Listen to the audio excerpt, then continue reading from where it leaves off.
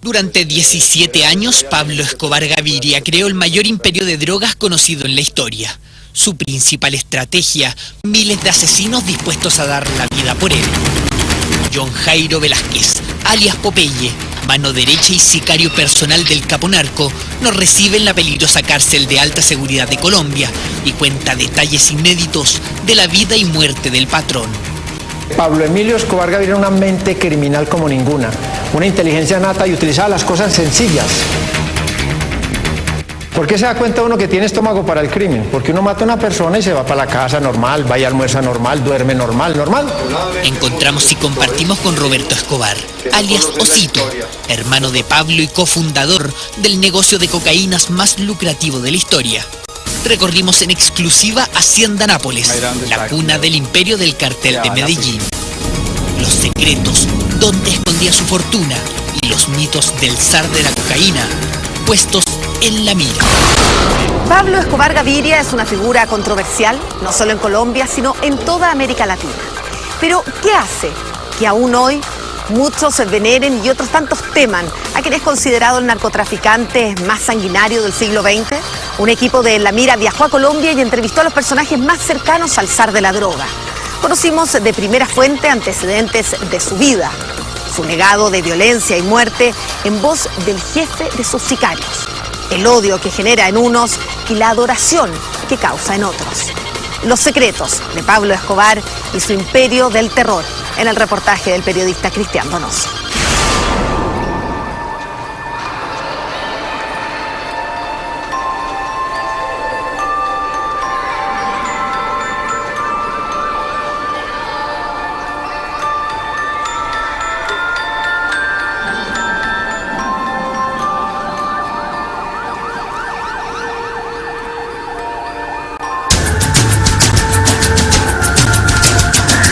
El 27 de noviembre de 1989, 110 personas mueren al explotar una bomba en el vuelo 203 del avión Avianca que despegaba de Bogotá. Todos inocentes que nada tenían que ver con el propósito del ataque. El atentado realizado por el cartel de Medellín buscaba matar al entonces electo presidente César Gaviria, quien en su campaña había declarado la guerra contra el narcotráfico y en especial al capo de capos, Pablo Escobar. Pero tras el zar de la cocaína había un hombre encargado del ataque, considerado el sicario más sangriento y peligroso del cartel, John Jairo Velázquez. Velázquez, uno de los 4 sobrevivientes del cartel de Medellín, nos cuenta detalles inéditos de quien fuera considerado por Estados Unidos como el criminal más peligroso del siglo XX. Un delincuente, un criminal que se transformó en un monstruo. Empezó a poner bombas por todo lado, en Bogotá, en Cali, en Medellín. Él peleaba con todo el mundo. Realmente a los colombianos nos debe dar pena hablar de Pablo Escobar, como a los alemanes les debe dar pena y les da pena hablar de Hitler. Era una persona realmente inteligente, sin embargo no supo utilizar esa inteligencia para el bien, sino para el mal. Colombia, tierra del café, esmeraldas y mujeres bellas. Con más de 47 millones de habitantes, es uno de los países más poblados de América del Sur. Se ubica en el sector norte de nuestro continente, iniciando el Mar Caribe y el cordón central americano. Con una sangrienta historia de luchas civiles, militares y guerrillas revolucionarias, hay un segmento del tiempo que su pueblo aún mira con dolor y sufrimiento. Una época de terror, de miedo, donde las instituciones eran incapaces de contener la oleada del narcotráfico en el país. A toda hora andaba con estrés, con el temor de las bombas. El daño que se le hizo a esas generaciones y que aún todavía las repercutimos fue muy grande. Muerto hace 20 años, la sola figura de Escobar mantiene un trauma imborrable. Siempre el gobierno, como todo, trata de tapar las cosas buenas que hizo él y siempre resalta las cosas malas. En el aspecto de la iluminación, obras que está entregando Civismo en Marcha y el señor Pablo Escobar Gaviria. Tuvo algunos actos generosos ¿sí? Actos generosos. Bien, no hizo bien. Su imagen y dolor están vivos, por ello no resulta fácil grabar los hitos de su historia. Estuvieron guardados acá y lo tenían exhibido acá, el Rolls Royce de Pablo Escobar. Buenas tardes. ¿Qué canal son ustedes? Perdón, ¿qué no se le puede hacer toma al edificio? Disculpe, que somos de Chile, venimos de Chile, estamos haciendo un informe. La fiscalía. Militares y policías armados que no permiten grabaciones, no fue una ni dos veces. En cada punto referente al capo narco, nos fue impedido. Una reacción que se comprende. El cartel de Medellín, liderado por el patrón, partió la historia de Colombia y marcó para siempre a sus habitantes. Colombia es una antes y otra después de Pablo Escobar. Cambió la apariencia del país afuera. Antes era el país del café y las esmeraldas, se convirtió en el país de la cocaína. Me pareció una agradable idea tatuar a Pablo Escobar. Eligió de otra forma el camino fácil para hacerse inmortal en esta sociedad colombiana, creo yo. Oscar Cantor tiene 31 años. Su nuevo tatuaje no es por capricho ni mero atrevimiento. Su infancia la pasó en medio de asesinatos y carros bombas. El nombre de Pablo Escobar lo marcó para siempre.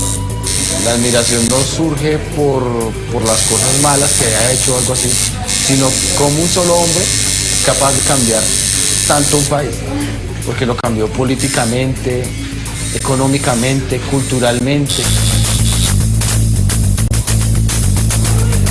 Por ello ha organizado un tour sobre el patrón, que recorre cada hecho de su historia, crecimiento, auge y caída, el tour de Pablo Escobar. Como Pablo no hay dos. No fue el primero, pero sí fue el más grande. En la Mira es el primer programa chileno que logra recorrer cada detalle del zar de la cocaína.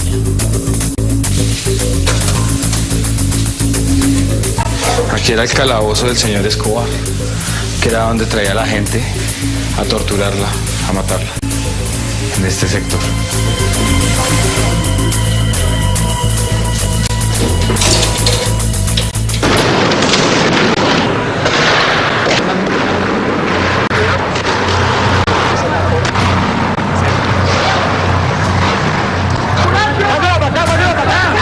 Ellos entraron con un carro tanque dándole bala al que apareciera.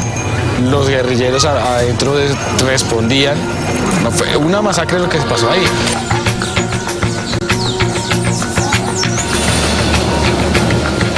Pablo Escobar lo que no podía comprar lo mandaba a hacer. La bóveda donde Pablo Escobar guardaba todo su dinero.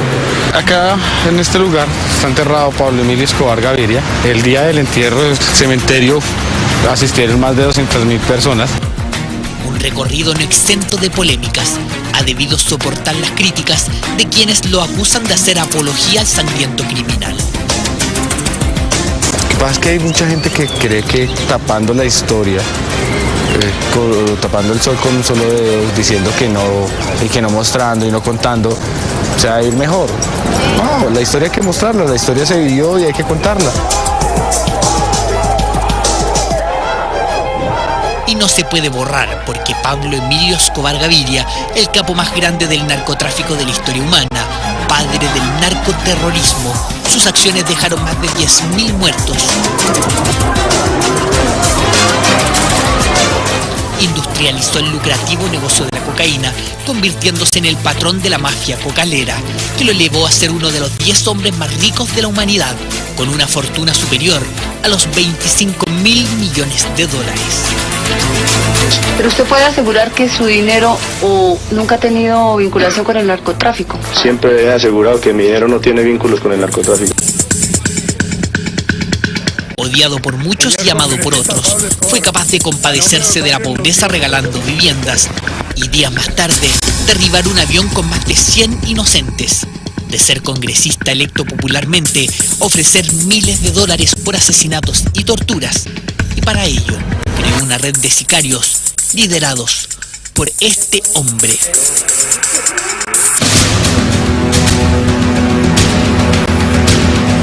La cárcel de alta seguridad de Cómbita, la más importante de Colombia, queda a 200 kilómetros al norte de Bogotá. La seguridad es altísima, hasta el punto de llegar con fusiles mientras grabábamos el ingreso desde la autopista. Al interior, la revisión exagerada. No es para menos. En el penal custodian a asesinos, guerrilleros y paramilitares. Pero el prisionero más reconocido y peligroso es quien nos recibe. John Jairo Velázquez, alias Popeye, es el prisionero 007 y, como el famoso agente, infundió temor y respeto a punta de fuego. Popeye fue el sicario personal y mano derecha de Pablo Escobar, a quien se les indica como uno de los autores materiales del atentado del vuelo 203 de Avianca, y recuentos informales lo asocian a más de 1.500 muertes. Amigo, encantado yo. Saluda al pueblo chileno yo. Consígame una novia allá o yo. Ojalá sea bonito yo. ¿Te quiere? Claro, sí. Su mirada sigue fuerte y firme a pesar de 22 años tras los barrotes. Su lengua llena de historia junto al patrón, punzante y atrevida. Para mí Pablo Emilio Escobar Gaviria fue mi amigo. Primero fue mi patrón. Yo trabajé para él obnubiladamente, cegado por la figura de él, porque era un buen hombre para mí. Pablo Emilio Escobar Gaviria era una mente criminal como ninguna, una inteligencia nata y utilizaba las cosas sencillas. Los otros capos se dedicaron a coleccionar reinas de belleza, diamantes, obras de arte, fincas con piscina y caballos de paso fino colombiano. Y Pablo Emilio Escobar Gaviria tenía una visión de bandido porque él se fijaba en Al Capone y él empezó a comprar armas y a coger sicarios de los barrios de Medellín, de las comunas, y a tenerlos al lado de él. Entonces, mientras los otros disfrutaban la vida, él se armaba. Nos pide que lo llamemos Popeye, apodo ganado cuando fue miembro de la Marina colombiana. Vive completamente aislado junto a otro preso de alta complejidad. Solo puede salir a un patio cerrado y blindado a los pies de su pequeña celda. Mira, este es mi mundo, vea. Aquí tengo un gran tesoro que es mi radio, vea. ¿Ahí escucha radio? Ahí escucho radio.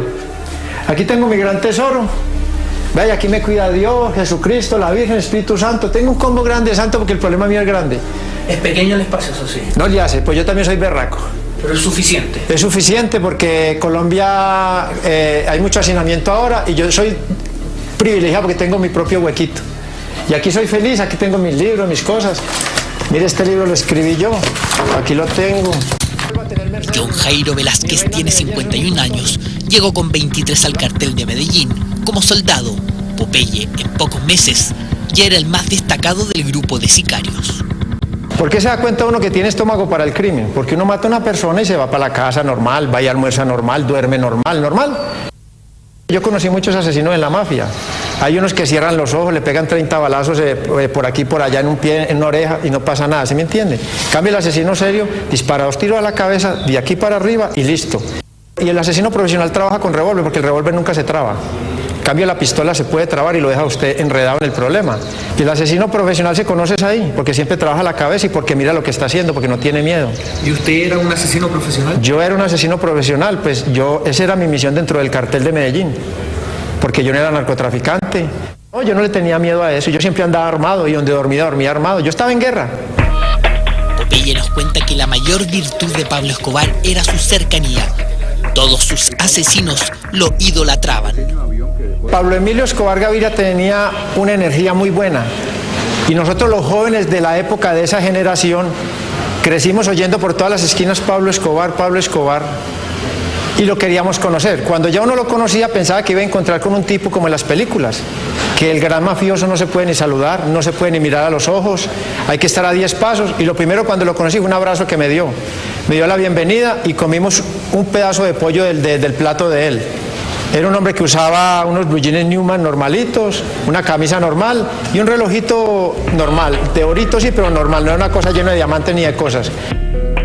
Se llegó a estimar que Pablo Escobar tuvo en Medellín cerca de 5.000 sicarios. Se preocupaba mucho por el bienestar de sus asesinos. No era que él prefiriera, por ejemplo, un narcotraficante que coronara 200 o 300 toneladas de coca, no, primero sus asesinos, porque era su base, era su fortaleza.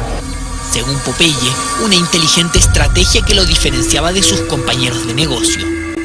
Resulta que el arma más poderosa de Pablo Escobar Gaviria no eran las ametralladoras, sino la inteligencia.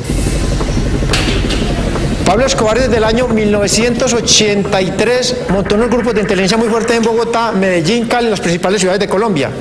Entonces usted era el jefe de la inteligencia de esa ciudad, usted tenía a su disposición una gran cantidad de dinero. Entonces usted infiltraba notificadores de la Corte Suprema, notificadores de los jueces, periodistas, muchas cosas.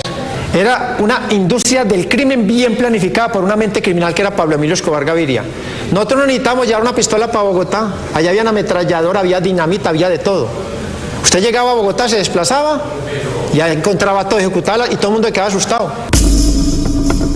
Una perfecta industria del sicariato, creado por el patrón que seguía al pie de la letra su máxima de vida, plata o plomo, desde ministros hasta obreros.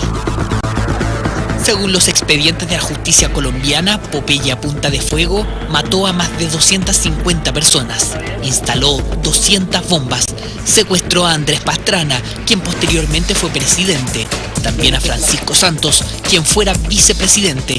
Pues nosotros no éramos psicópatas que llegábamos y en la casa con fotos, así una cosa bien terrorífica, íbamos haciendo, no, nada de eso. De mi propia mano, por el proceso y todo, yo calculo que unas 250 personas. ¿250 personas? Sí. ¿Y usted tiene remordimiento respecto a eso? Pues mire, vea, yo lo hacía a nivel profesional. Yo trabajaba para un hombre que nosotros le metimos un tinte político a nuestra lucha, que era la no extradición de colombianos hacia los Estados Unidos de Norteamérica. Durante los últimos 8 años, Popeye ha colaborado con la justicia para aclarar los casos de asesinatos y genocidios. Muchos políticos han caído presos por sus dichos, asegura. Los dineros del patrón estaban en todos lados. El dinero llegaba por toneladas. Yo estuve en Miami donde llegué a ver caletas con 20, 30 millones de dólares.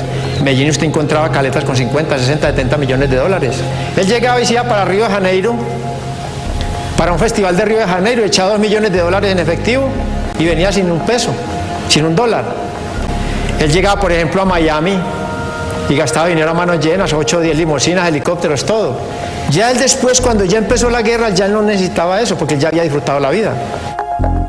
Pero había narcomilitares, narcopolíticos, narcoperiodistas, narcojueces, es decir, los narcóticos y los enormes fondos influyeron en forma transversal.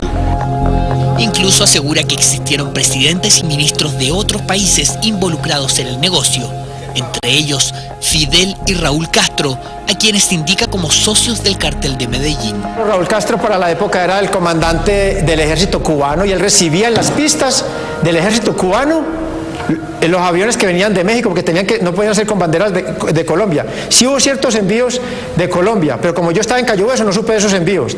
Pero la ruta tenía que ser Colombia, México, y con bandera de México entrar a Cuba. Y de Cuba ahí guardaban la cocaína. Cuando estalló el escándalo, cuando mataron a este general de ellos, el Ochoa ahí quedaron 10.000 y pico de kilos de cocaína enterrados en Cuba. Pero ellos sabían, o sea, Raúl Castro y Fidel Castro sabían de... Totalmente. Yo le entregué al Nobel de Literatura Gabriel García Márquez, la gran gloria colombiana, en el aeropuerto de México, una carta de este grosor para Raúl y Fidel Castro. Yo la entregué en el aeropuerto de México. ¿Y en esa carta se especificaba el tráfico de cocaína? No, en esa carta había que recomponer el tráfico de nuevo, porque eso fue después de la muerte de Ochoa. John Jairo Velázquez está a poco más de 2 meses de salir libre tras 22 años preso. Asegura no tener miedo por estas imputaciones y que seguirá denunciando a silenciosos inculpados. Uno de ellos, Juan Pablo Escobar, primogénito de Pablo, que recorre programas de televisión pidiendo perdón por su padre. Estas y otras declaraciones en algunos minutos. Pablo Escobar nació y se crió en barrios de clase media baja de Medellín. Tercero de 7 hermanos, siempre fue destacado en la escuela, con notas medianas pero con un gran espíritu líder. Reunía compañeros y les hablaba de revolución. A los 15 años era conocido por robar lápidas de cementerio y vender el mármol. Pero como un joven pseudo revolucionario y ladrón de poca monta logra ser el narcotraficante más importante de la historia, Juan Carlos Giraldo, periodista colombiano, autor de documentales y libros sobre el patrón, nos explica. No lo superará nadie en su mentalidad y en su ingenio, en repuestos de llantas de avión.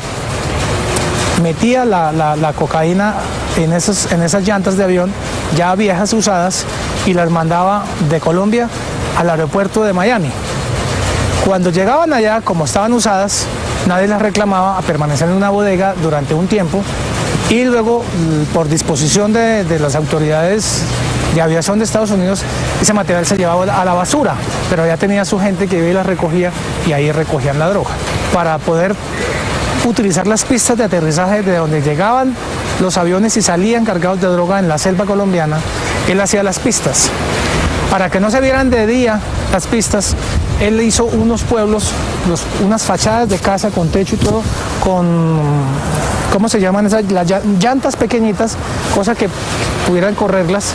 De día tapaban la pista, entonces los aviones del ejército y de la Fuerza Aérea que sobrevolaban veían un pueblo, no veían la pista. De noche corrían nuevamente el pueblo y aparecía la pista y era utilizada por los... Eso fue él.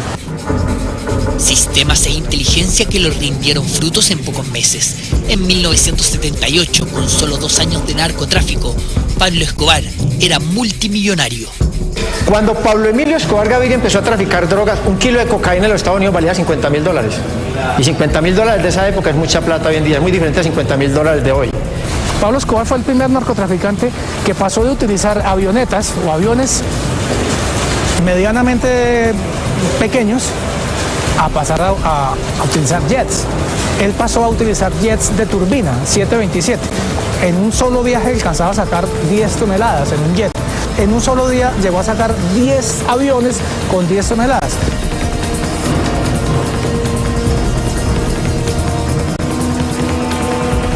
Durante 7 años amasó una fortuna estimada en más de $25.000 millones. Su inteligencia lo llevó a ocultar el dinero en novedosos escondites llamados caletas, la última de ellas encontradas en la casa donde murió el patrón.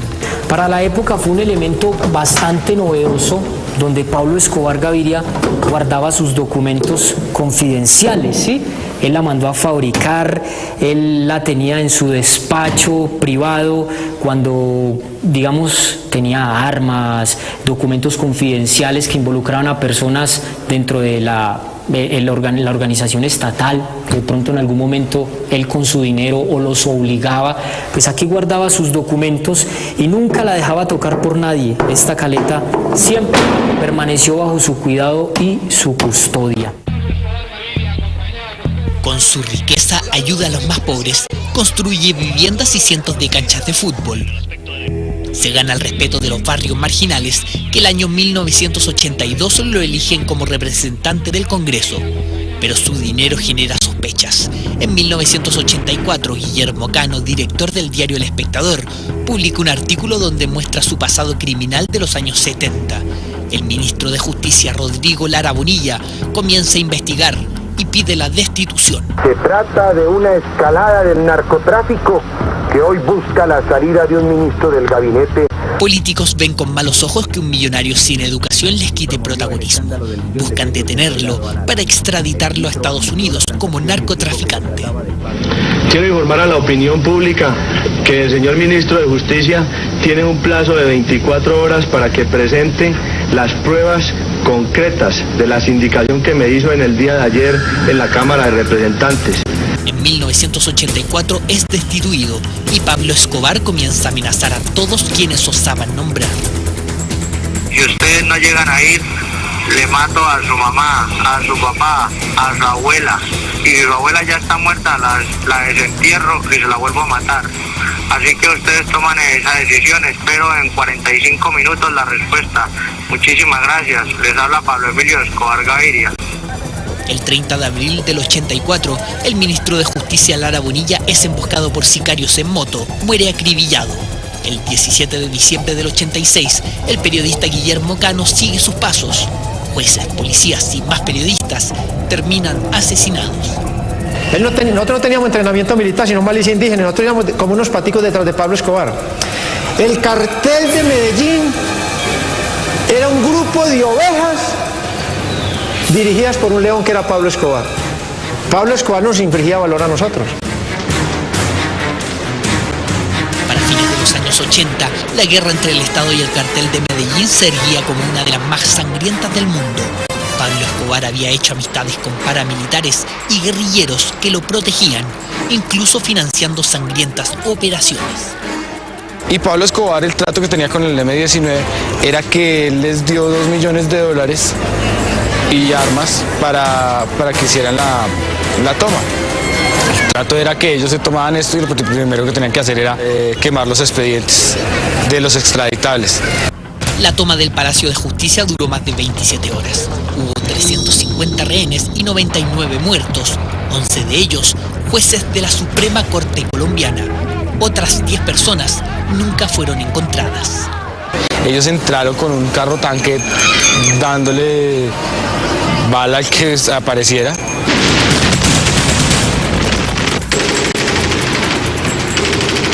Los guerrilleros adentro respondían. No, fue una masacre lo que se pasó ahí. Durante años las autoridades colombianas negaron la participación de Pablo Escobar en esta sangrienta operación. Popeye, testigo de las reuniones previas, ratifica la intervención del patrón.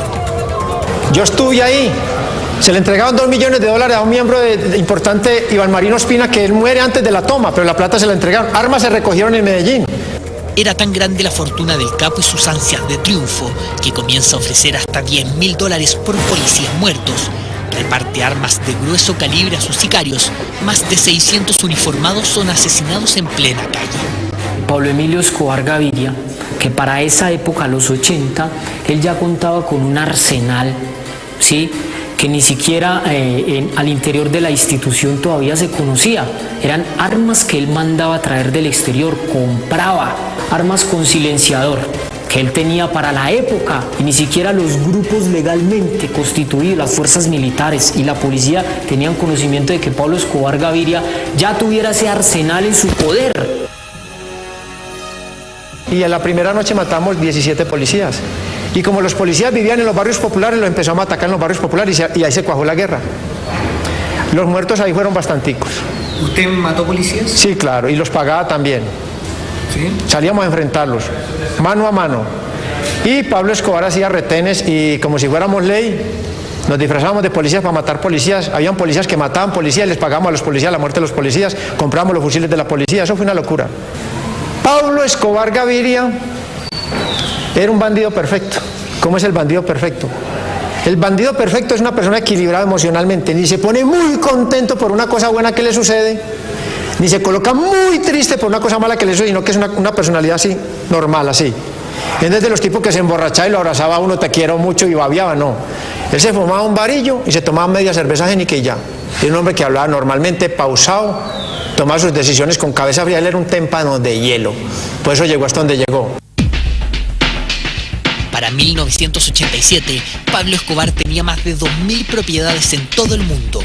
En Medellín, su centro de operaciones, construyó 2 fortalezas, una para vivir y otra de oficina, que literalmente era un banco. Pero el año 1988 se produce el gran quiebre en la historia. El Cartel de Cali, un grupo de narcotraficantes del sector sur de Colombia, instala una bomba en su edificio residencial, el Mónaco, donde estaba toda su familia. Pablo Escobar había salido 30 minutos antes de la explosión. Sus hijos y señora salvaron con vida, no así 3 de sus guardaespaldas y sirvientes. Con la llegada de la policía y la prensa, se percataron del increíble lujo de la propiedad, más de 50 automóviles de colección y obras de arte originales de Rodin, Botero, Picasso, incluso Dalí, que duplicaban el valor de la propiedad. 25 años más tarde ingresamos al edificio Mónaco, destruido y deshabitado. Aún así se puede observar la majestuosidad de la construcción y los detalles que hacían de Pablo Escobar, el sanguinario capo de la cocaína. Pablo Escobar vivía acá con sus hijos y su esposa en el 6º y 7º piso. El resto de pisos era para los empleados, las señoras de la cocina, los señores de mantenimiento, los escoltas, y ahorita van a ver cómo eran los apartamentos de los empleados. Este era uno de los baños de los empleados, con jacuzzi. Este era el baño del empleado. De los empleados, imagínate. Este era el baño de los empleados, todo en mármol. Estos son huecos que dejó el ejército buscando caletas, rompieron los techos para buscar si habían acá más caletas. Aquí era el calabozo del señor Escobar, que era donde traía a la gente a torturarla, a matarla, en este sector.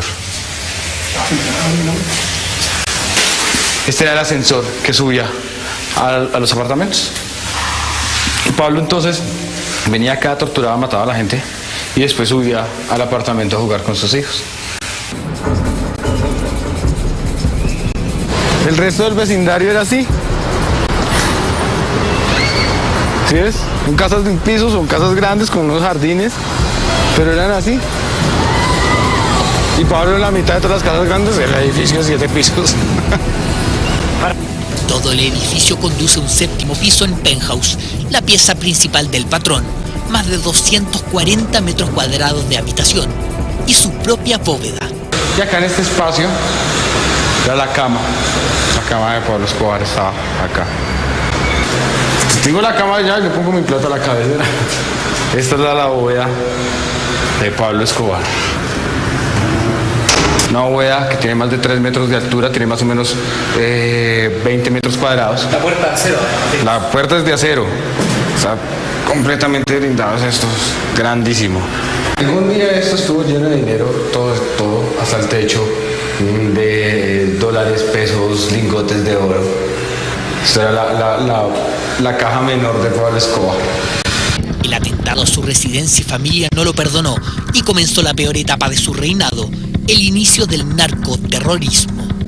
Popeye relata que el sistema de carros bombas Escobar lo importa desde España con socios de la ETA. Y nos enseña a nosotros a armar los carros bomba a control remoto. Eso primero en Colombia usted veía que colocaban bombas muy poquito, pero era con pólvora negra esa que hacen los voladores y grapas retorcidas para crear la metralla. Pero cuando eso explota en Colombia, aquí tuvieron que traer expertos estadounidenses para decirles, llegó el terrorismo a Colombia. Estamos observando en este momento el sitio donde quedó ubicado el bus que fue utilizado para el atentado. Ahí ven ustedes el bus al fondo. El país quedó en shock.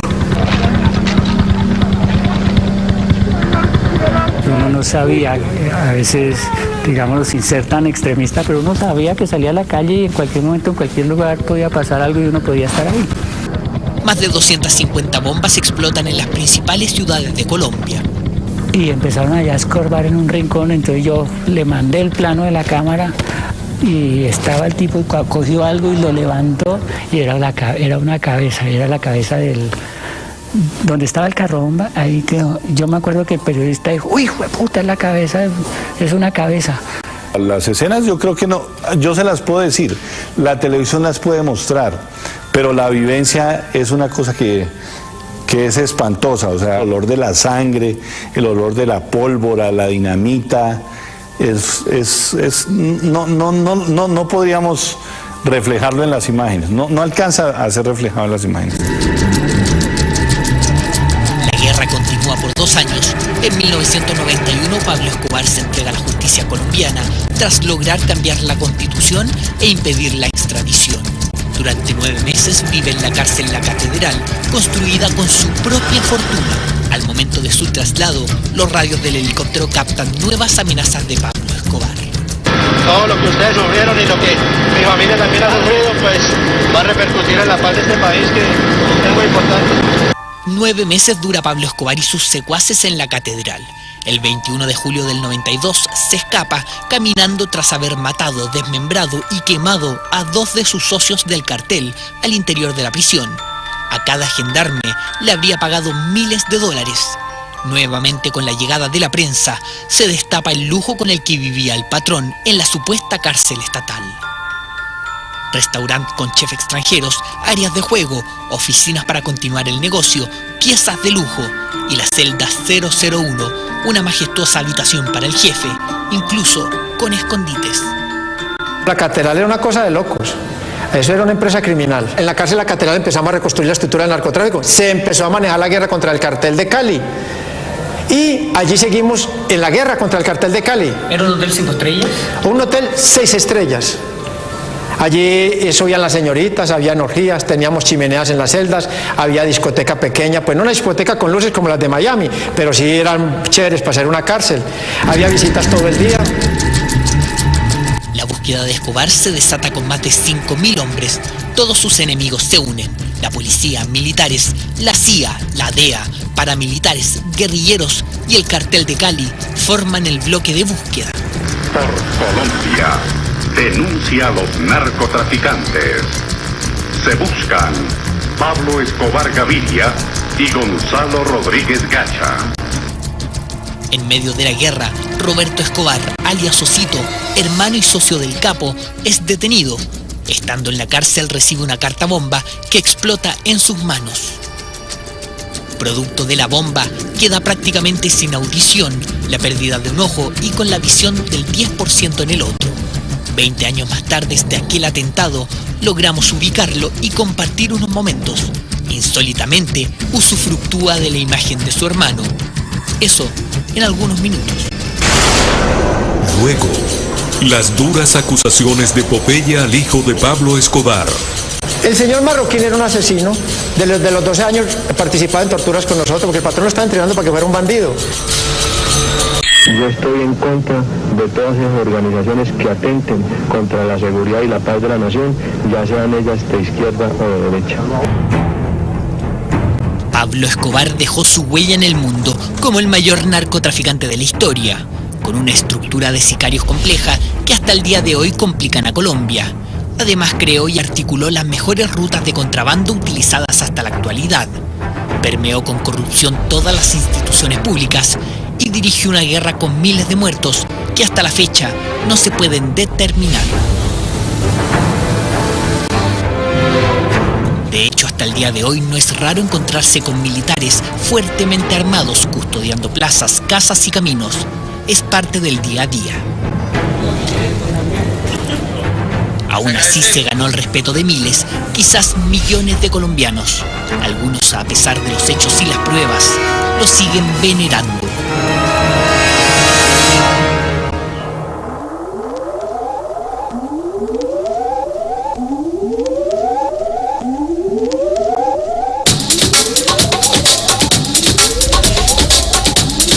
A principios de 1980, un multimillonario Pablo Escobar comienza a resonar en los medios y los barrios marginales como benefactor.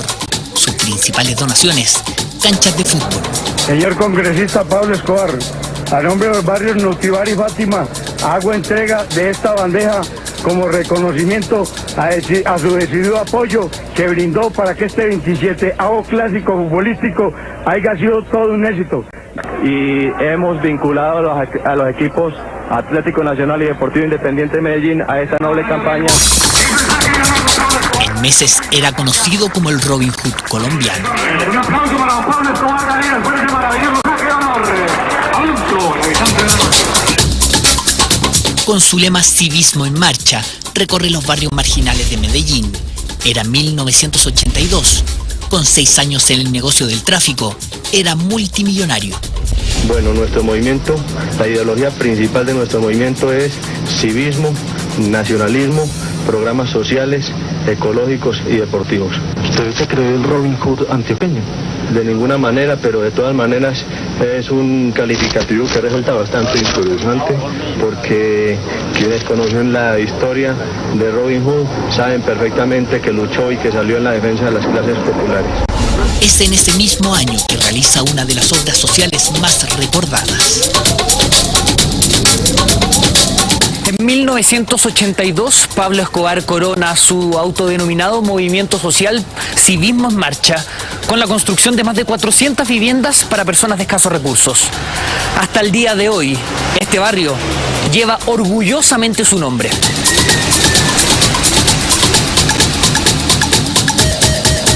Los muros lo anuncian durante el recorrido. Las micros llevan su nombre. El barrio Pablo Escobar se levanta en la periferia de Medellín con un estilo similar a las favelas de Río de Janeiro. No es fácil llegar, menos como extranjeros. Sector complicado dicen, pero las caras son amables y amigables, más cuando pedimos referencia de quien las edificó. Para mí fue una persona humanitaria con nosotros. Cariñoso, muy amable con los niños y una persona intachable, fue Pablo. Un hombre muy bueno, un hombre de buen corazón, un hombre que si lo hubieran dejado hubiera sido el mejor presidente que hubiera tenido Colombia. Las casas fueron entregadas para familias que vivían en un basural. Pablo Escobar las construyó con su propio dinero, cero aporte estatal. No me gusta que hablen mal de él, porque para mí fue una persona muy buena, porque fue el único que tuvo esa dignidad de meterse al basurero, donde habían gallinazos, ratas, basura, de todo. Fue el único que se indignó de ir hasta allá a fijarse a ver la gente cómo vivía allá. Iba mucho al basurero, iba mucho allá y él se bien arreglado y todo y se codeaba con la gente mugrosa, malolienta.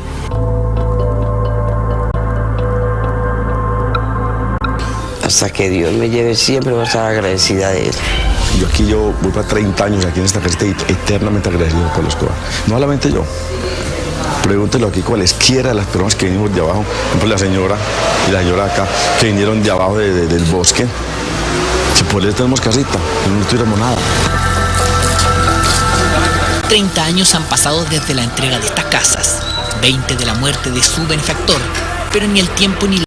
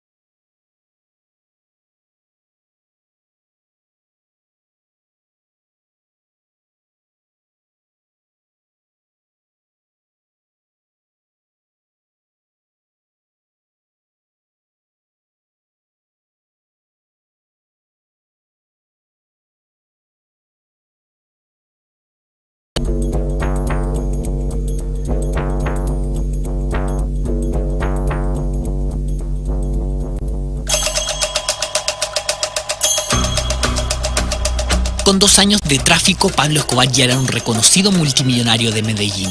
Toneladas de drogas se despachaban diariamente desde la selva hacia Estados Unidos, donde el kilo de cocaína se vendía a $50.000.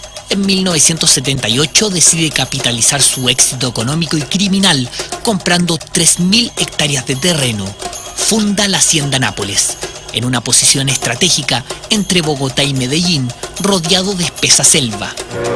En 1978, Escobar y Gaviria compran una extensa finca en la región del Magdalena Medio colombiano, la Hacienda Nápoles, orgullo y símbolo de su éxito. Amante de los animales, Pablo Escobar construye su propio zoológico con más de 300 especies exóticas, todas al aire libre. Él, para satisfacer a su ego y a su familia, decidió que todos aquellos animales exóticos que no habían en Colombia, él los pudo traer de África. Construye hoteles de lujo para sus invitados, 6 piscinas, 18 lagos artificiales, una pista de aterrizaje donde incluso podía maniobrar un avión Hércules, helipuertos, hangares, una plaza de toros, un bar-restaurante y caballerizas de paso fino. Si usted va a la Hacienda Nápoles, lo que encuentra ahí es un museíto chimbo ahí. Primero es una cosa esplendorosa en Latinoamérica, animales en su hábitat natural. Era una locura los animales que hay, porque era más costoso el sostenimiento de los animales que traer los animales. Y unos lagos muy bonitos. Pues la casa en esa época, para esa época era muy bonita la casa principal, muchos árboles. En diciembre de 1978 inaugura su pequeño reino, invita a toda la familia y contrata un canal de televisión para realizar un documental. Los helicópteros también empiezan a llegar, trayendo consigo a más visitantes.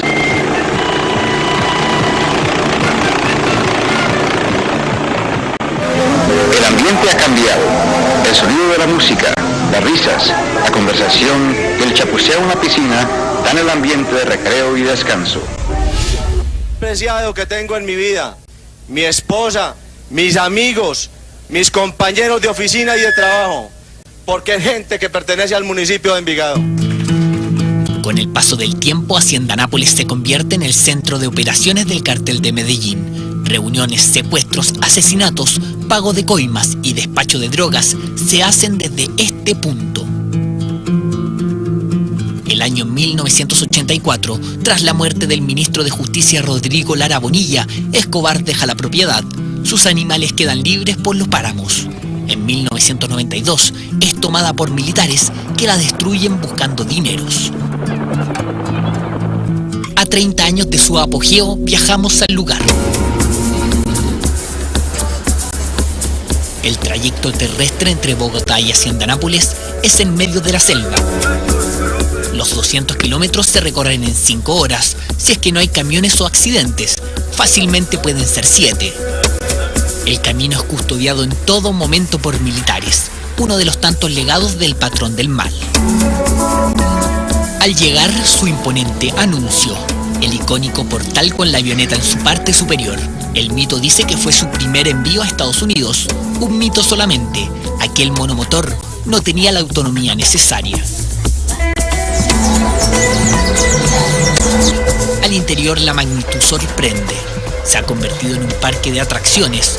Con algunos pequeños cambios, uno logra apreciar la envergadura del Imperio Escobar.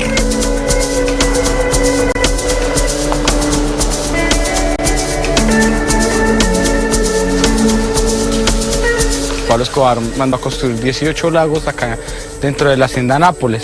Desvió un río cercano para llenarlos de agua y lo hizo. Él originalmente trajo 4 hipopótamos del zoológico de San Diego, 3 hembras, un macho, y hoy en día, después de más de 20 años, hay casi 40 hipopótamos.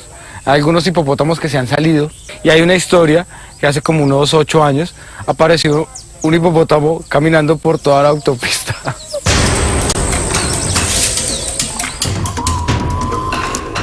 Bueno, Pablo acá tenía canguros, tenía elefantes, jirafas, rinocerontes, avestruces. En el lago hay un animal muy representativo del río Amazonas, que es el delfín rosado, que tenía un delfín rosado acá. Esta era una de sus mascotas, la tenía en el patio de su casa. Esto es lo que más impresiona, cómo una persona logró tener tanto dinero, tanto poder para construir esto, para tener animales de esta magnitud como mascota. Y él es Vera, el original rinoceronte que tenía Pablo Escobar.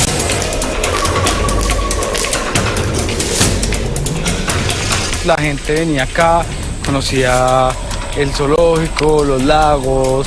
Era como si fuera un hotel 5 estrellas, pero gratis. Y aquí pasaron políticos, deportistas, modelos, las mujeres más hermosas del mundo pasaron por acá, la gente más importante del mundo pasó por acá. Aquí pasó gente como Noriega, como Vladimiro Montesinos. Hasta incluso hay el mito de que estuvo acá los Rolling Stones.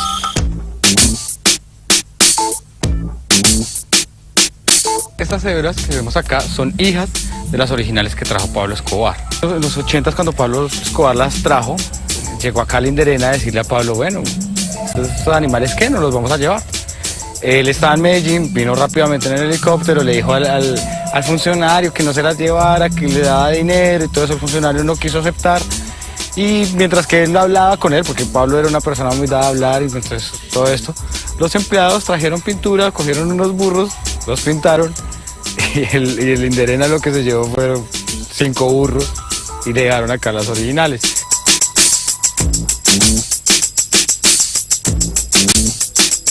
Pablo hacía todo por sus hijos Juan Pablo y Manuela. Cada rincón de la hacienda tiene su historia y anécdota. Pablo Escobar lo que no podía comprar lo mandaba a hacer. A Juan Pablo Escobar le gustaban mucho los dinosaurios y Pablo no hizo lo que podría hacer un padre normal, que era regalarle un juguete, un dinosaurio, un tiranosaurio rex o algo así. Lo mandó a hacer 6 réplicas a este tamaño. Manuela le dijo a Pablo que quería un unicornio y Pablo Escobar cogió un caballo así pequeño, le colocó un cacho y le colocó unas alas de avestruz y se lo regaló a Manuela. Lo que esa niña le pidiera a Pablo, lo obtenía. Le dio eso en una Navidad y obviamente el caballo no duró más de 2 o 3 días vivo y se murió de la infección. No es que le pegara, sino que le hizo una operación. Le hizo una operación, se lo cosieron, un cacho, y las alas se las cosieron. Gonzalo Rodríguez Gacha era la persona que tenía los laboratorios, ¿sí? Era la persona que hacía la cocaína. Se la vendía a Pablo y a los Ochoa. Pero como tal, Pablo Escobar lo que hacía era distribuir. Él acá en la hacienda Nápoles y en Río Negro y en Medellín tenía aviones, avionetas jumbos, sí, aviones súper grandes, para distribuir.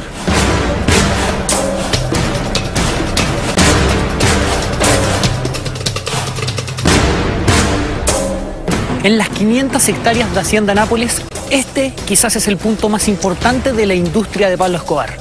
La pista de aterrizajes, donde se distribuía la droga a todo Centroamérica, incluso a Estados Unidos.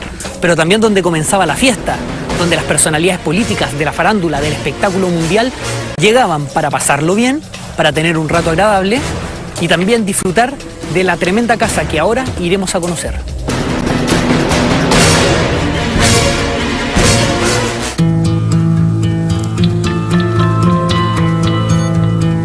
Los actuales dueños, concesionados por el Estado, decidieron alejarse de la imagen de Pablo Escobar. Aún así mantuvieron sus hitos, el portal de ingreso, las inmensas lagunas y el sector más icónico del patrón. La van a encontrar en la parte de adentro,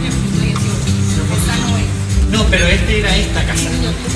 La mansión de la época está destruida por quienes buscaron las supuestas fortunas escondidas. Ahora es un museo, autos de colección incendiados por sus enemigos, motos de agua, lanchas en desuso y un helipuerto lo adornan. Digamos, acá podemos ver una foto de esta misma baranda. Mira cómo era. Y esta la construyó él. Él la manda a construir. Él la manda a construir con Gustavo, con su primo Gustavo Gaviria. Ahí era donde estaba el comedor, que daba a la piscina.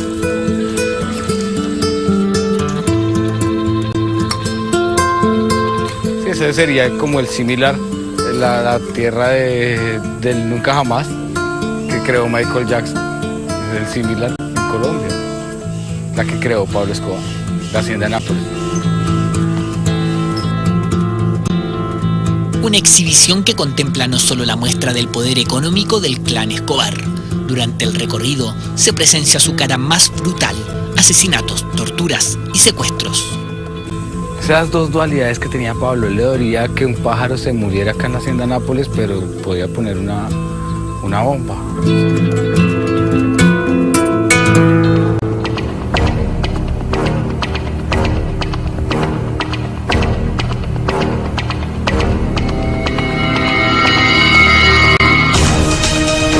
En 1982, Pablo Escobar, gracias a sus benefactores de casas y canchas de fútbol, es elegido el representante del Congreso.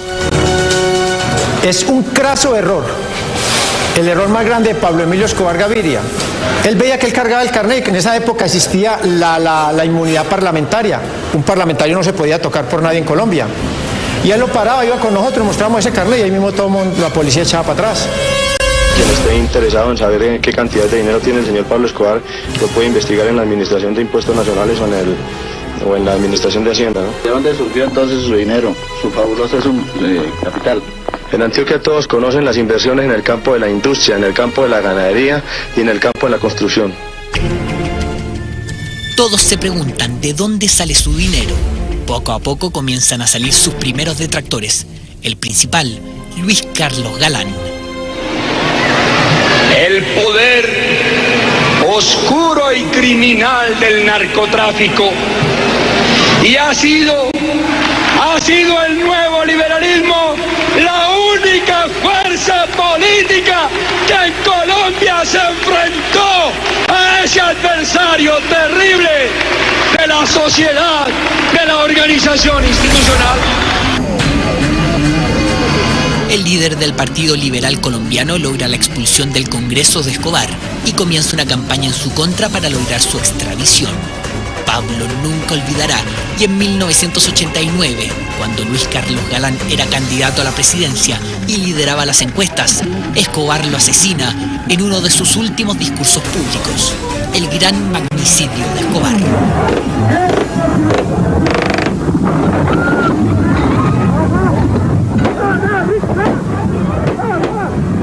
Se infiltra la seguridad del candidato Luis Carlos Galán, que eran los del DAS, y se ejecuta en Soacha.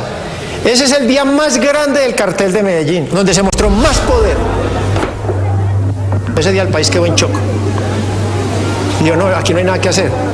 Aquí tenemos que hablar con esta gente, hay que tumbar la extradición.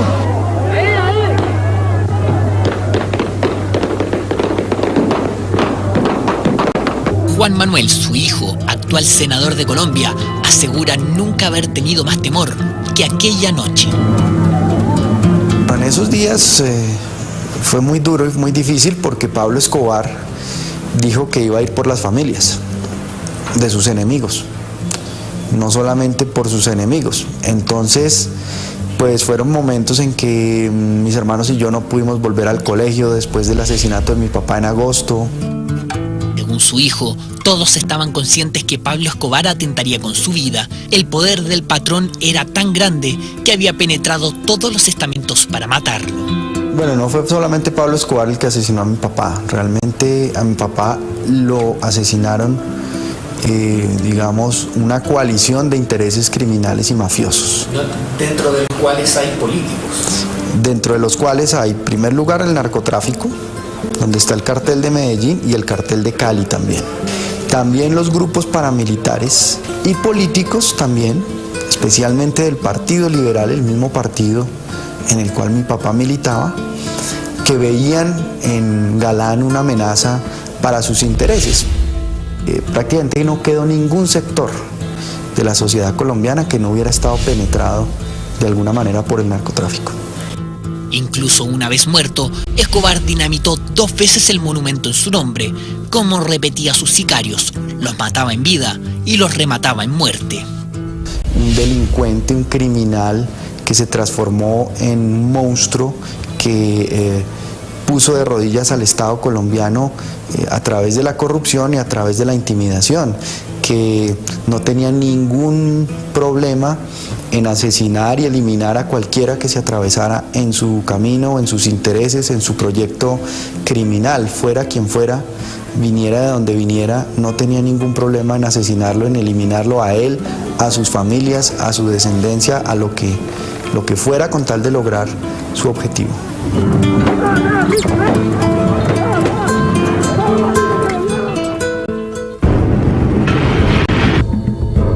Civil, militar o político, el patrón no tenía clemencia. Guillermo Cano, director del diario El Espectador, que denunció sus andanzas criminales, es acribillado saliendo del diario. Nosotros creemos que hay gente que debe presentar sus puntos de vista, porque hay lectores que les interesa esos puntos de vista. Don Guillermo Cano era un hombre ácido, con su máquina de escribir, un periodista correcto. nadie podía decir de que a él la mafia le pagaba para que atacara, no, era un periodista correcto, porque las cosas hay que decirlas como son. Sabíamos que era peligroso, yo creo que el primero en saberlo era él, pero nunca había habido algo similar en nuestro país de que se atacara a alguien por hacerse la voluntad de una persona. Él nos disparaba a nosotros con una máquina de escribir, nosotros teníamos ametralladora MP5 9 milímetros. Popeye cuenta que el asesinato se fragua en medio de una fiesta orgía del cartel de Medellín, cuando Guillermo Cano publica en su diario que el gobierno decide implantar la extradición por oficio. Nos llega el periódico El Espectador y donde dice, se le aguó la fiesta a los mafiosos. Es como si don Guillermo Cano hubiera estado sentado ahí. Las señoritas se colocan el brasier, se acaba la orgía, el trago, los mariachis apagan la música. Entonces Pablo Escobar, Gonzalo Rodríguez Gacha y Jorge Ochoa toman la decisión de matar a don Guillermo Cano. El aparato de inteligencia militar montado por Escobar permitió idear el plan. Cuando llegaron los sicarios a Bogotá, todo estaba resuelto. Ya la inteligencia de don Guillermo Cano sabían que salía en un Subarito, que salía a tal hora, que entraba a tal hora, que él manejaba. Entonces usted llega uno de los sicarios a Bogotá y había otro grupo compartimentado que no se conocía con los de inteligencia, pero había una persona como yo, por ejemplo, el Negro Pau, gente muy importante del cartel de Medellín, decía, bueno, necesito la inteligencia de Guillermo Cano y se la entregan a uno así. Y ya iba uno donde tenían el grupo que manejaba la ala militar, que era de motos, ametralladoras y carros, y le entregaban todo a uno y se ejecutaba en hora la orden. Al igual que con el candidato Galán, Escobar continúa su desquiciado plan de destruir todo tras la muerte del periodista. Instala una bomba que vuela al diario del fallecido. En el primer momento dijimos, bueno, mataron a Guillermo, yo creo que los demás pueden estar tranquilos, pero resulta que eso no fue así. Nosotros no teníamos ninguna paz hasta que mataron a Escobar, como tampoco la tuvo el país. Guillermo Cano se convirtió en el referente de una prensa coartada, amenazada y asesinada.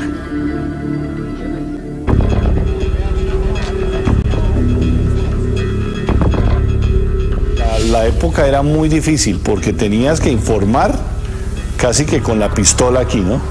Contra ningún miembro del cartel de Medellín había orden de captura. ¿Por qué? Porque si un juez, en esa época no existía la fiscalía, si un juez le abría un caso a un miembro del cartel de Medellín, el juez se moría inmediatamente. Una ley del terror que pocos sobrevivieron para contar, uno de ellos, Francisco Díaz.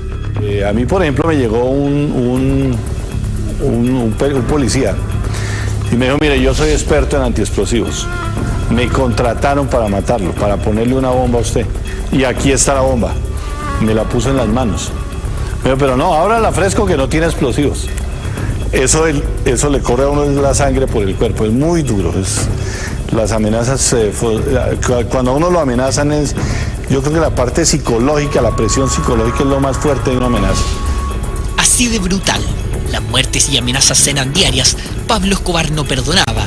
Azucena Liévano, conocido rostro de televisión colombiano, fue víctima del patrón.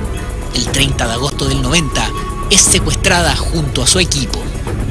Veníamos de una etapa en que era el narcoterrorismo con bombas en Medellín, en Bogotá, el avión de Avianca. Veníamos de una época muy difícil, digamos que ya era el terror completo y caemos en manos de Pablo Escobar. Por supuesto que uno como ser humano siente temor y terror frente a lo que estaba viviendo.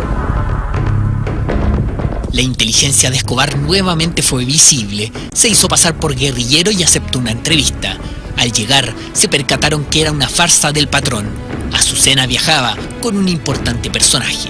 El tipo venía haciendo una serie de atentados que no le funcionaban, simplemente dejaba víctimas, pero no le funcionaban. Entonces utilizó otra estrategia que era secuestrar a personalidades. En esas, Diana Turbay, hija de un expresidente colombiano, y eso era lo que quería, era presionar al gobierno para lograr la no extradición. Durante 5 meses permanece retenida junto a su equipo y su amiga Diana. Nunca lo vimos. Teníamos contacto con él a través de las personas que estaban con nosotros y básicamente, digamos que en esa época era a través de papelitos que nos comunicábamos. El 20 25 de enero los liberan en medio de un fallido operativo de rescate, pero su compañera no logra arrancar y es asesinada. Nosotros mientras estuvimos secuestrados nunca quisimos que nos rescataran. ¿Sabían que eso era prácticamente la muerte? Sí, por supuesto. De un lado o del otro. Diana Turbay y Guillermo Cano son casos emblemáticos de la libertad de expresión en tiempos de guerra. Este 9 de mayo, María Isabel Busquet, señora del fallecido periodista, recibió el Premio Mundial a la Libertad de Expresión.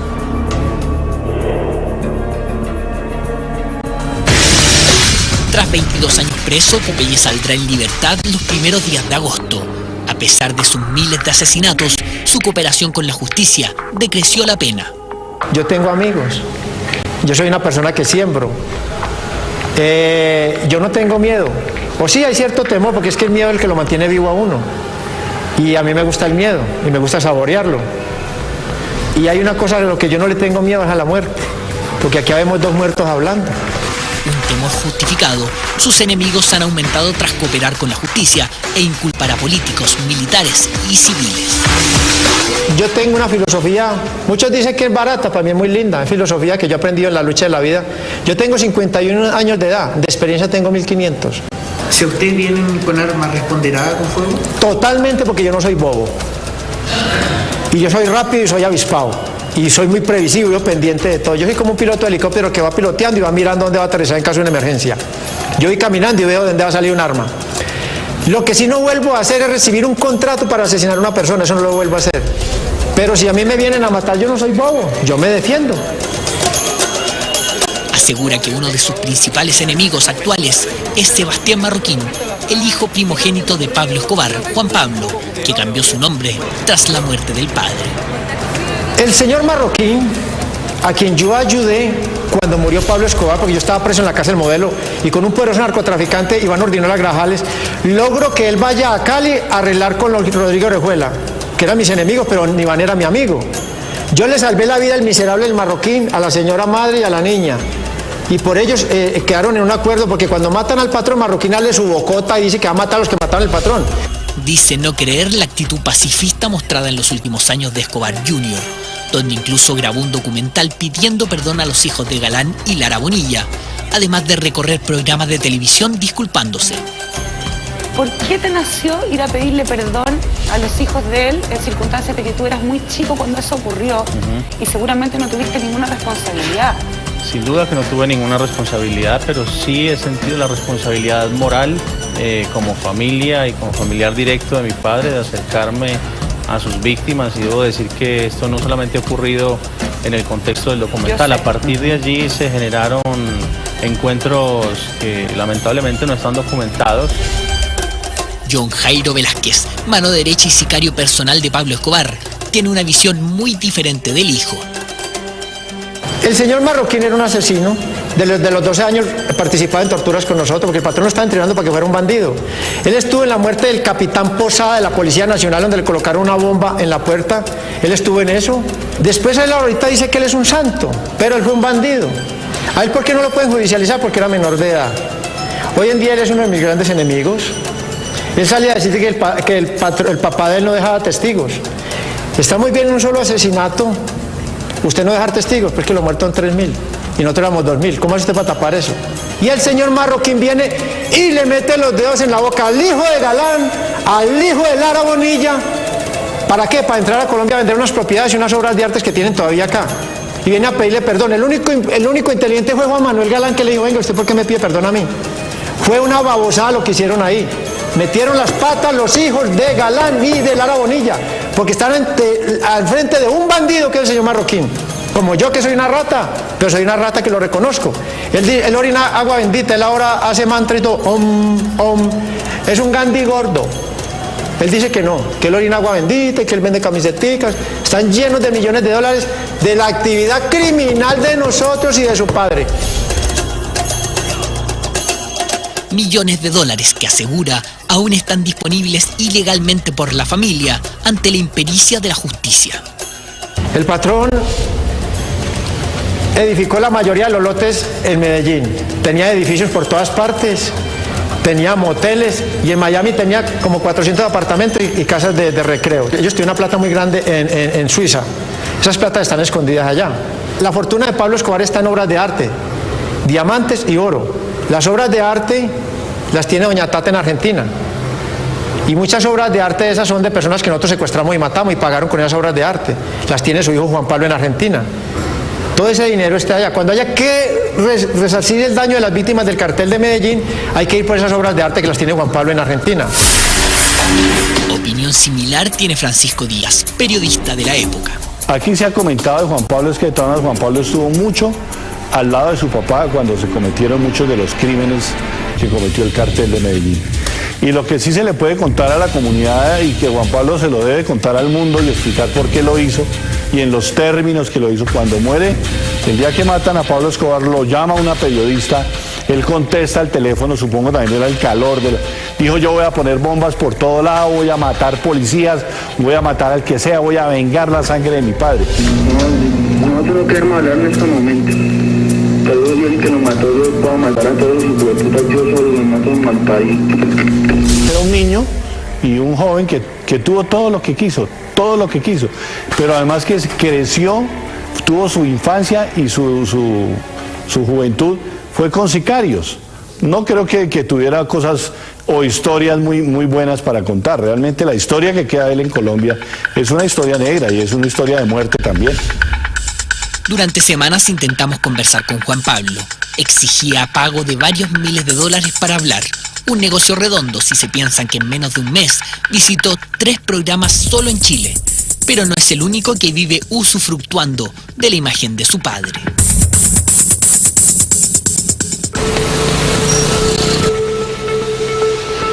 Es 9 de mayo. Mientras recorremos Medellín, nos logramos contactar con un recorrido que dice llevar turistas a la casa de Roberto Escobar, alias Sosito, hermano de Pablo y socio del cartel de Medellín.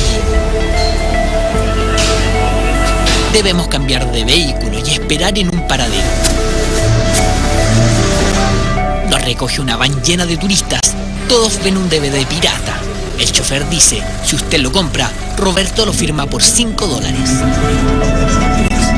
El camino hacia la casa es lleno de curvas, un cerro sin salida, tenebroso. Al llegar nos bajamos con precaución. El chofer repetía: no queremos periodistas. Al bajar logramos ver la cara del chofer. Es Jaime, alias Carietón, guardaespaldas del cartel de Medellín. A un costado, hablando por teléfono, vemos a Roberto Escobar, alias Sosito. Jaime, ¿me abres el garaje? La casa que sirvió de escondite las últimas semanas de vida de Pablo está convertida en un museo. Su entrada cuesta $50. Somos 9 turistas, $450 por 30 minutos. Negocio redondo. Mientras grabamos, se acerca Jaime y nos dice que no podemos hacerlo. No quiere periodistas. Hay 6 cámaras escondidas siguiéndonos. De lejos, Roberto Escobar, uno de los 4 sobrevivientes del cartel de Medellín, se pasea. Hay hoyos de bala en las paredes y vidrios, producto de intentos de secuestro a Roberto. La gente sigue buscando la fortuna del patrón, escondida en caletas como las que muestran. Tras 20 minutos de recorrido, aparece nuevamente Roberto, esta vez para filmar los DVDs piratas y fotografías de su hermano, previo pago de $5.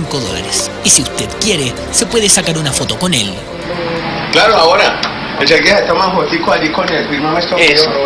Aquí tenemos, Comenzamos a entender el lucrativo negocio que atrae a turistas de todo el mundo. Nosotros recibimos personas de... ¿Where you coming from? Australia. ¿Te oyen o no? Tras ello conversa con nosotros breves minutos, porque si quiere una entrevista debe cancelar $6.000. Desafortunadamente muchos escritores de libros que no conocen la historia.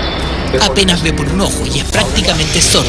Tras un atentado con una carta bomba cuando era narcotraficante, le deben traducir todo. Que usted está parado después del atentado con la carta bomba y todo eso, y que se ve bien a pesar de todo. Muchas gracias. Roberto asegura tener una patente de la OMS para realizar estudios en pacientes con cáncer y SIDA. Afirma afirma tener la cura. Jaime, el guardaespaldas, se percata de nuestras grabaciones y se lleva a Roberto. Conocieron a Roberto en persona. Privilegio. Privilegio histórico. Tras 30 minutos en la casa museo debemos irnos. El show terminó y Osito va a descansar. $450 y otros tantos más en su billetera, porque todos se llevan su foto firmada. Hoy en día puedo decir que Pablo Escobar ya es un mito que poco a poco se aproxima a la imagen de Al Capone, de estos mafiosos milenarios que ahora son más personajes de series de televisión y de cine que realmente delincuentes. Y luego, los mitos de la muerte de Pablo Escobar. Es muy difícil que te den un tiro en toda la oreja.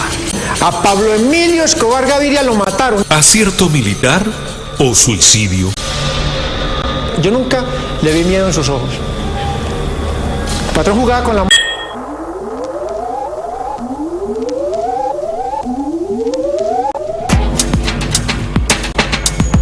Tras escaparse de la cárcel el 92 y con la guerra desatada, paramilitares y narcos de Cali se unen y forman un grupo de sicarios llamados Los Pepes, que buscan eliminar a Escobar y todo lo relacionado con él. La familia Escobar intenta arrancar de Colombia, pero ningún país los acepta, ni siquiera con las maletas llenas de dinero.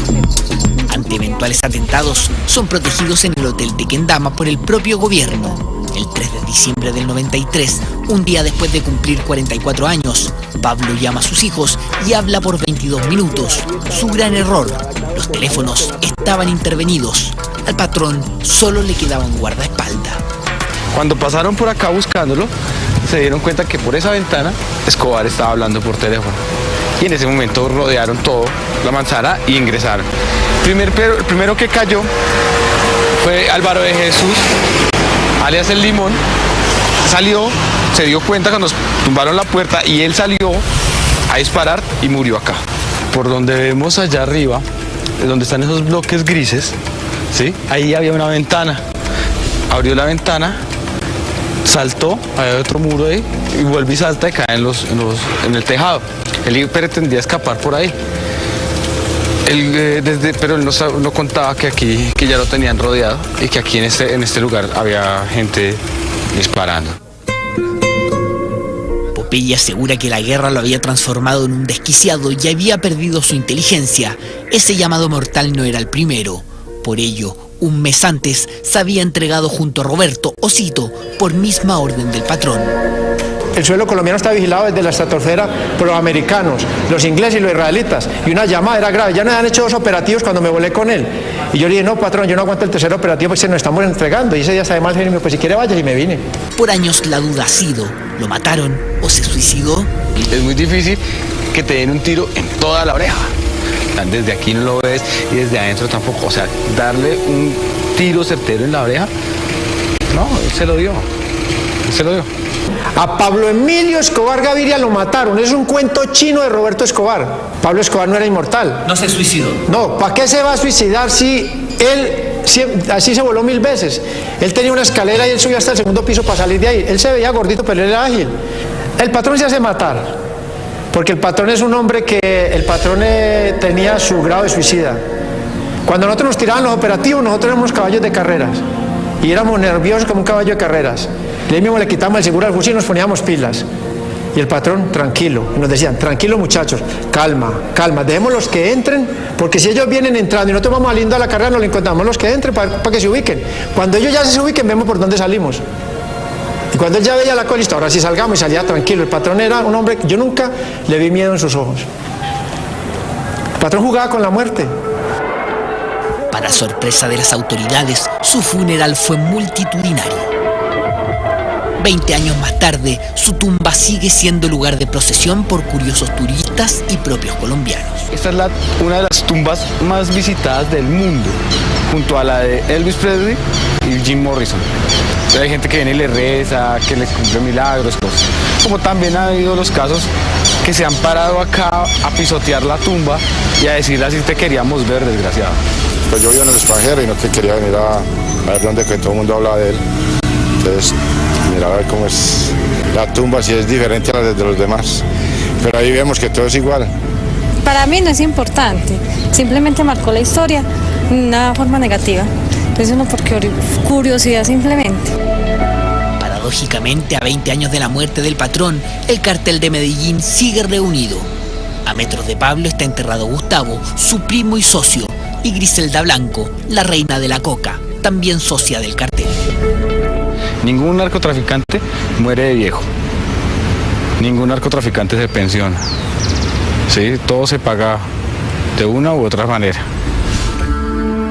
Pablo Escobar dejó una estela de sangre y temor. Cambió la historia de Colombia y el mundo. A 2 décadas de su muerte, militares dominan las calles y los motociclistas deben tener patente en los cascos por miedo a sicarios. Sus mitos crecen. Más que un criminal, Pablo Emilio Escobar Gaviria se recuerda como una leyenda. Pero a 20 años de la muerte del patrón, en todo Colombia, aún resuenan las palabras de su hermana. No crean en ningún momento que porque Pablo Escobar fue asesinado vilmente se va a acabar la violencia en Colombia. No sean ilusos. ¿El tráfico de drogas se acaba, el narcoterrorismo se acaba? ¿Usted cree que el tráfico de drogas se acabe y que el narcoterrorismo se acabe con la muerte de Pablo Escobar? Sea honesta, contéstelo usted. En el año 93, cuando muere Pablo Escobar, en Colombia no había sembrados de mata de coca, sino que se traía la pasta de coca del Perú, de Bolivia, del Ecuador. Cuando muere Pablo Escobar, entra la gran confederación del paramilitarismo fundada por los hermanos Castaño Gil. Y Colombia lo siembran de matas de coca. Esto es como el cáncer, eso es un virus que no va a pasar y no va a parar. Pienso que fue infructuosa esa lucha. Sacaron las bombas y se acabó muchas cosas, pero la corrupción, tristemente, en nuestro país todavía sigue. La corrupción en Colombia está desbordada, a todo nivel, desde arriba hasta abajo. Hay un dicho acá en Colombia que dicen que los políticos colombianos son tan corruptos que corrompieron a Pablo Escobar. La violenta muerte de Pablo Escobar no significó el fin del narcotráfico ni de la violencia en Colombia. Surgieron nuevos carteles que ocuparon el lugar que él dejó. Pero afortunadamente ninguno de estos ha igualado la crueldad ni ha logrado la relevancia que tuvo el zar de la cocaína. Y es que, independiente del juicio que se haga de su figura, es indesmentible que Escobar ya pasó a la historia del mundo como el criminal más poderoso, influyente y sanguinario de los últimos tiempos. Por eso hoy estuvo en la mira. Hasta la próxima semana. Buenas noches.